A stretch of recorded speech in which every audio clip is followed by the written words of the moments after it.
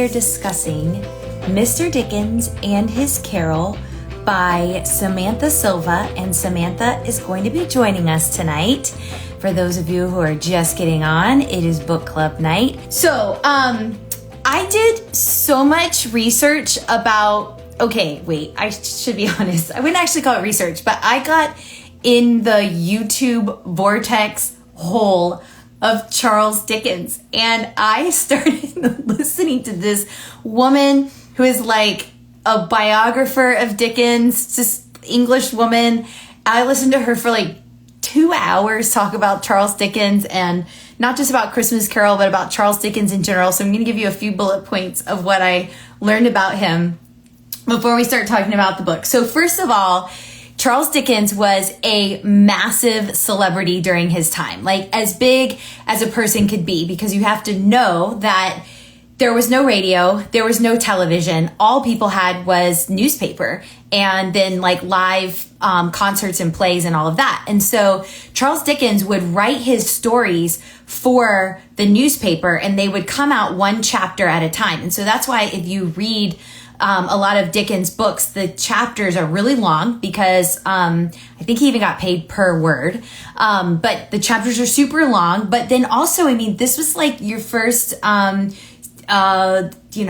series, like Netflix. You couldn't binge. You had to wait every week for the next chapter to come out. So he would always end on a cliffhanger. And so when he wrote A Christmas Carol, and we're going to get more into this, but he was in the middle of a story that wasn't doing well. And so A Christmas Carol came out, it went straight to print as a book. And so he was a massive celebrity. He was a huge philanthropist because he had to spend some time, his family lived in a debtor's prison, and he had to work as a child. And so that's why he had such a heart for children and for the poor. And he used his writing as just his way of being a social activist and creating change during the Victorian era for the poor and for the children and for the hungry. And so that's why you see that common theme throughout his book. So massive celebrity, massive philanthropist. He was obsessed with prisons and workhouses, and he would visit them often. And I told you he wrote in installments. And then I loved this quote, and we're going to get into the book, so just hang with me. But I love this quote about what he said when he was writing A Christmas Carol. And it says this: "As an idea for the story took shape and the writing began in earnest, Dickens became engrossed in the book. He wrote that as the tale unfolded, he wept and laughed and wept again, and that he walked about the streets of London 15 or 20 miles many a night when all the sober folk had gone to bed." And so this story, it came to him, A Christmas Carol, came to him in about 6 weeks. He wrote the whole thing, and he was just in love with this story, and he was in love with these characters. And a lot of people, this happened in my Netflix vortex, but many people credit Dickens with bringing back Christmas and with making it popular. And a lot of the traditions that we celebrate today are credited to Dickens for celebrating Christmas. Feasting and families and Christmas carols and philanthropy, like giving to the poor, and all of that were themes obviously throughout Christmas Carol. We all know that story. And so, I always, I love and I'm intrigued with these people who could create characters that just lived for hundreds of years after their death. It's just so fascinating. And so many of the things that the traditions that we know about Christmas came from A Christmas Carol. Let's get Samantha on. Oh, there she is. Hi! I can't believe it.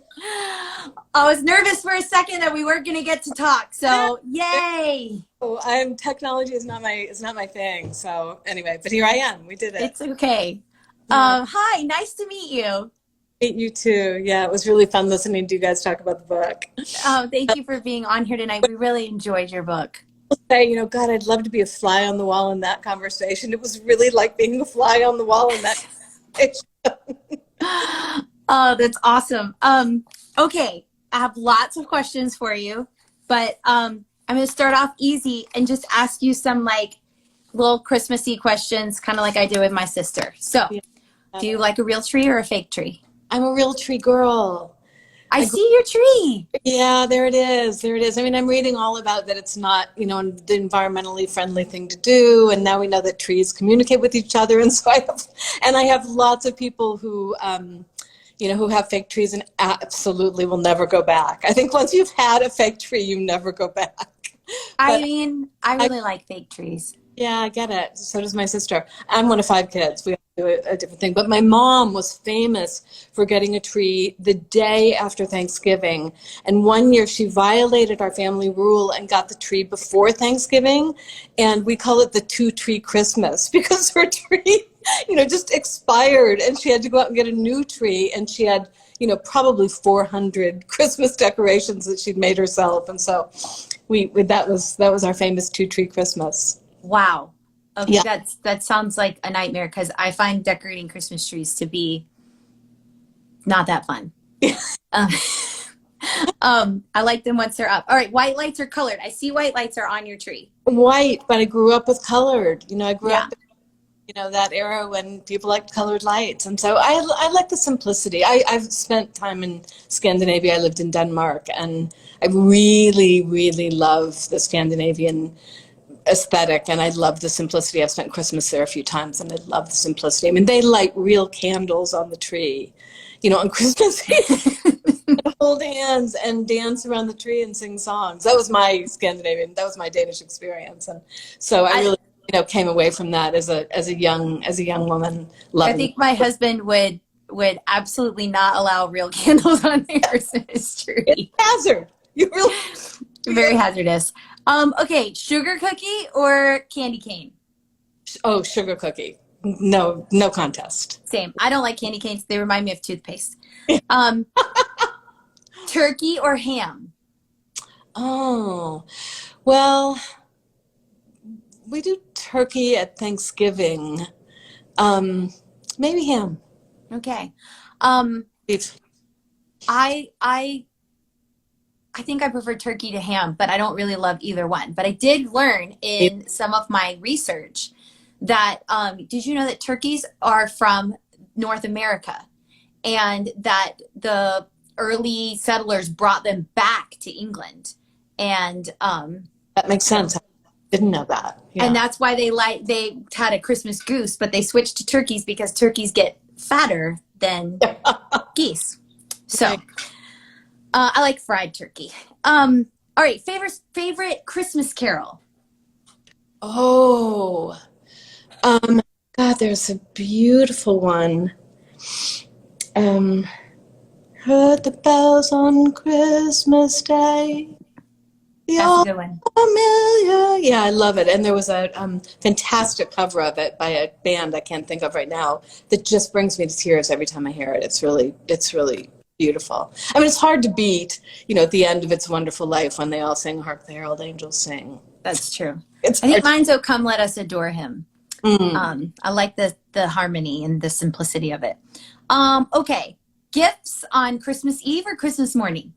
Christmas morning. Yeah, same. My dad grew up opening gifts on Christmas Eve, but you don't find very many people. Okay, these are not Christmas questions, but I just curious to know. Okay. Audiobook, ebook, or or hard copy? I'm going to say right now, actually paperback. I prefer paperbacks to hardbacks. I find them easier. I lie down, I read in all sorts of positions, and I find it easier to manipulate a paperback. And I kind of like the way it gets weathered in your hand. I do read, books on Kindle quite a bit, which I think is great for travel and nighttime and, not waking a spouse. Yeah, so probably, in that order. But I've gone after a while of reading ebooks on Kindle. I really love going back to real books in my hand. I agree with what you say about a paperback. I totally prefer a paperback to a hardback, but I really like audiobooks, and they're just great to me. Yeah, I'm doing more of that, but I really have to be in a space. I really have to be like all alone. It's even in the pandemic, it's sort of hard to be all alone for a patch of time. One of my favorite experiences was reading hearing an audiobook of Frankenstein. I think it was read by Ray Fiennes, and I was driving my daughter to summer camp, to film camp and back. And I had hours. I had like 6 or 7 hours, and it was just to be able to get lost in it like that was really, really wonderful. Now that is a very big undertaking to listen to a book like Frankenstein. I actually downloaded David Copperfield. It's free on Audible, and it's read by Richard Armitage, who is one of my favorite. Oh, fantastic! I'll have to look that up. But I've never read David Copperfield. I only listened to the first couple paragraphs, and then I got distracted. It was literally yesterday, but it's free on Audible if you have an Audible account. It's Dickens' most autobiographical novel. It's really about him. And a lot of people had said that it's a lot of people's favorite, and it was the first book that he wrote in first person. And so I thought I would give it a go, but it is 36 hours. So well, I just read War and Peace with Ever Reading Club for the pandemic, and we read War and Peace aloud to each other, which took, we were meeting 5 days a week, which was crazy. And, it took us 4 months. So wow. I'm not sympathetic to the 36 hours. That's impressive. Okay. So do you have a favorite Dickens story that sort of made you fall in love with Charles Dickens? No. I mean, I have to say when I came to this, this idea, a friend of mine called me. I started as a writer, as a screenwriter. Mm-hmm. And a writer called me and said, we ought to do a ghost story anthology movie about Dickens telling ghost stories around the hearth, because that's how he came up with Christmas Carol. Well, it turns out it isn't how he came up with Christmas Carol, and so we sort of ditched that idea. But I didn't really know, and aside having read the requisite Dickens that we read in high school, Tale of Two Cities, maybe Great Expectations, being familiar with Carol, I just wasn't a Dickens fan. I really wasn't. And so my all the years that I've been involved in this project through screenplay, novel, and I'm adapting it into a play for Seattle Repertory Theater, has been an absolute education in Charles Dickens, both the man, reading every biography I can get my hands on, and I still haven't read the complete Dickens, but reading Dickens. And sort of learning about the man, as I read his work, made me feel so much closer both to him as a man, as a flawed, complicated, genius of a man, and his writing, which is, now I absolutely delight in. So you decide you're going to write this, and I know this about you, but I don't think that everybody watching knows. It took you 15 years to get to this. Yeah, but that's because it took me a year to write the screenplay. Okay. And 10 or the next probably 10, 12 years when we sold the rights to it to 4 different companies in, England, Germany, America, and had, for various reasons, as I call them, heartbreaking near misses with the big screen. And finally, out of intense frustration as much as desperation, I really wanted it to have a life. And I knew the story worked because we kept selling it. Right. I tried my hand at writing it as a novel. And so that's why it took so long. It took me 3 years and 3 drafts to write the novel that ended up, as the novel as it is today. But it was a long journey getting there. So you start reading and studying Dickens. And you were reading the biographies. I bet you read the woman that I was listening to on YouTube. I wish you that Claire Tomlin. Is she? Yes. Yes. Oh, Claire Tomlin? Because she's one of the, most famous biographers in the world, and an incredible biographer of Dickens. Yes, I did read Claire Tomlin. I didn't read her. I just listened to her lectures. Yeah. And she was great. I don't know, she was very likable, but yet very dry. So as I want to be. She knew so much about Dickens. So did you go back and read more than just the Christmas Story? Did you read more of his works? Oh, yes. I mean, now, I saved Bleak House as a reward to myself for the end. I'd never read Bleak House, but I did. I read, I have to admit, people ask me if I've read Martin Chuzzlewit, which is the book he wrote that was the flop. Right. And I haven't, but I know a lot about Chuzzlewit. But yeah, by now I've read 6 or 7 of the Dickens books, and I just, I really delight in them. I'm a gigantic advocate. And which one is your favorite story besides A Christmas Carol? David Copperfield. Okay. So far, yeah. I'm in the middle of Bleak House, which is a long haul as well. But yeah, I think David. And I don't know whether you've had a chance to see the Armando Iannucci Personal History of David Copperfield movie. I think it's streaming now. It's really beautifully imagined. So it's the book, but it's on like Netflix. Yeah, and it's kind of, I might do that one. Yeah, Patel as Charles Dickens, and it's really about how Charles Dickens became a writer. Okay. At all, from his youth, and it's a wonderful movie. I highly recommend it. It's really lovely. Bleak House, masterpiece. Or BBC, they did, yeah. And I watched that, and it was great.